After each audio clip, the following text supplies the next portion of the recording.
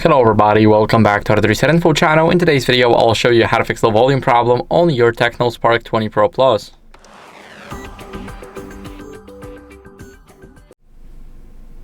So first, what you guys want to do is go over and adjust media and the call volume. We're going to start with call volume because you can only change it while being on an active call with somebody. Now to change it, you can even call a number that does not exist. Just like this one, you're going to press the volume up until this is up to the max. Of course, you can adjust it however you like it.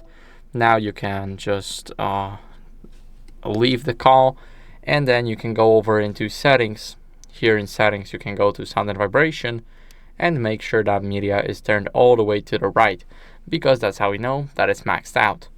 What are we going to do next is make sure that do not disturb right at the top here is disabled. We want to make sure that it is disabled because we all know that it mutes all the notifications, incoming calls, except for the double calls. So the first one is muted, the second one isn't if it's in a period between a couple of minutes.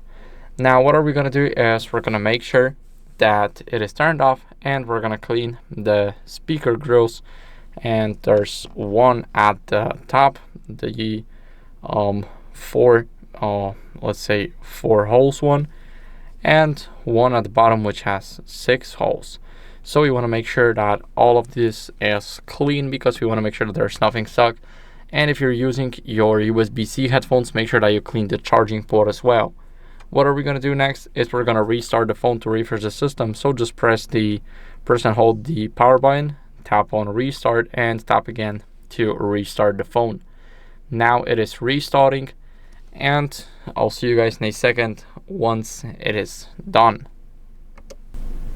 After the restart, what are we going to do is we're going to go over and update our software to fix any audio glitches. So let's enter our password and go over into settings. Here in settings, what are we going to do is we're going to scroll all the way down, all the way to the system. Now we're going to tap on system update. And as you guys can see, sometimes it may just leave us out of it, but it's normal. We're going to click on online update and click continue. And here it is checking for updates. My software is up to date, but if yours isn't, then I recommend you updating. It's very important. And that's it for the video. So thank you for watching. If you enjoyed it, then make sure to leave a like, subscription, and a comment. And I'll see you in the next one. Bye.